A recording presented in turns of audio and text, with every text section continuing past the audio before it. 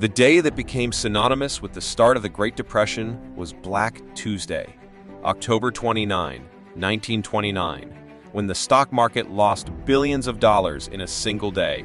The New York Stock Exchange's stocks lost 50% of their value in 10 weeks in 1929, signaling the start of the Great Depression. In the early 1930s, when stock prices dropped further, businesses failed and unemployment sharply increased. 1 out of every 4 workers did not have a job by 1932. The Great Depression was the worst economic downturn in the history of the industrialized world, lasting from the stock market crash of 1929 to 1939. The U.S. stock market's explosive and irresponsible growth, declining industrial production, rising consumer debt, and falling consumer demand were all contributing factors to the Great Depression. The gold standard connected the global economy, and the October 1929 stock market fall set off a chain reaction. 1930 saw a wave of bank failures, and by 1933, unemployment had risen to 20% due to an increase in agricultural foreclosures brought on by the Dust Bowl.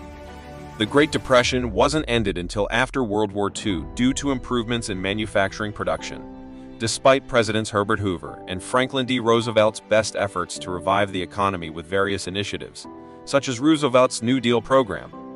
Various causes are commonly cited as explanations, with particular emphasis on the high levels of consumer debt, unregulated markets that allowed banks and investors to make too optimistic loans, and the absence of rapidly expanding new businesses.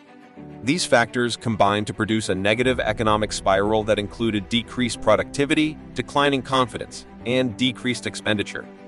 The most affected industries were forestry, mining, shipping, construction, and agriculture.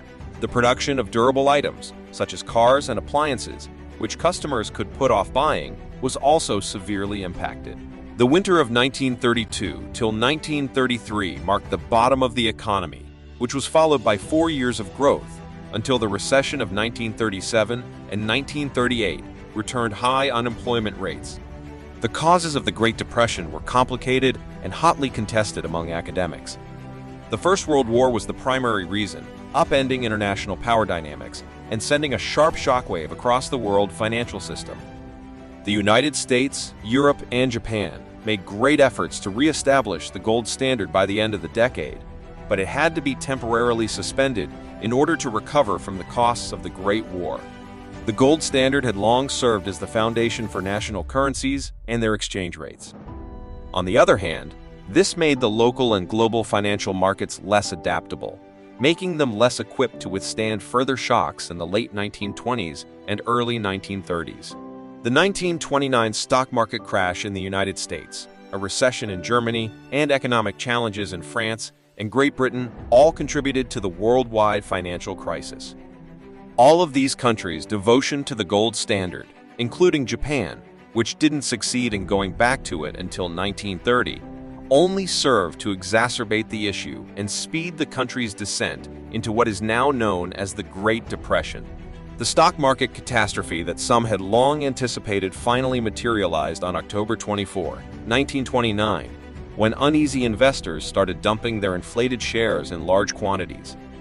On what is known as Black Thursday, around 13 million shares were exchanged, a record. On October 29, often known as Black Tuesday, there were about 16 million shares exchanged as Wall Street was hit by another wave of fear. Millions of shares became worthless, fully wiping out the investors who had purchased stocks on margin, that is, with borrowed funds. Conditions were so bad that during that time, individual American workers experienced half of all days of unemployment in American history. The Federal Reserve System was established in 1913 with the goal of regulating the money supply in order to maintain economic stability throughout the country. However, the practices of the still new organization during the 1920s may have contributed to the Great Depression as well as failed to stop it. The money supply increased dramatically by 67% between 1921 and 1929. The U.S. was on the gold standard in 1929, along with a lot of other nations, meaning that the dollar's value was fixed and it could be redeemed in gold. But anxious investors started exchanging their dollars for gold after the Wall Street catastrophe. The Fed therefore took action to raise interest rates in order to preserve the value of the dollar. However, because of the exorbitant interest rates, many businesses were unable to obtain the funding they required to survive and had to close. America saw significant political shifts as a result of the Depression. 3 years into the Great Depression, President Herbert Hoover was soundly defeated by Franklin Delano Roosevelt in the 1932 presidential contest. Hoover was mostly held responsible for not doing enough to address the crisis. The impact on ordinary Americans was profound. Many lost their jobs, homes, and savings. Shantytowns, often referred to as Hoovervilles, named after then-President Herbert Hoover, emerged as symbols of the widespread poverty. As people struggled to put food on the table, the country's social structure started to fall apart. It was a period of resiliency and despair. A significant political realignment occurred as a result of Roosevelt's economic recovery plan, known as the New Deal, which established previously unheard-of initiatives for relief, recovery, and reform. Until 1938, conservatism was in retreat and liberalism was in the lead. At first, President Hoover took on a hands-off approach, thinking the economy would sort itself out.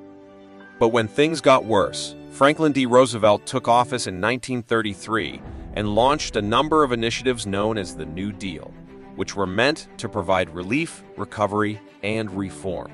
A series of moves taken by the Roosevelt administration and Congress in the spring and summer of 1933 effectively suspended the gold standard.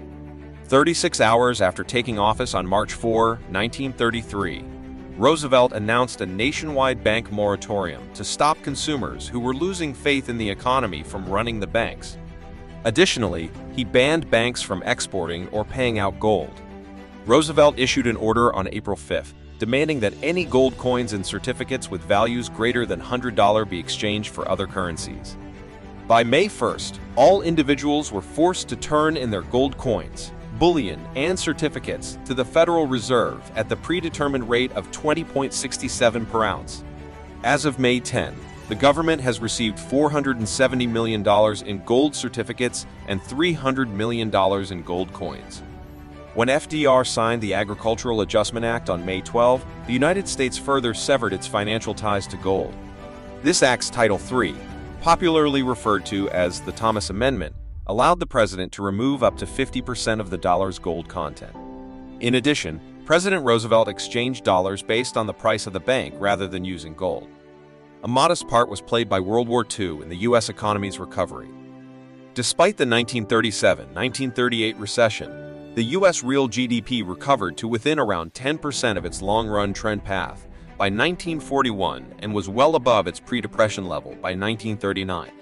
Thus, before military spending increased, the United States had fundamentally recovered. Thank you for joining me on this journey through the Great Depression. If you found this video informative, don't forget to give it a thumbs up and share it with your friends.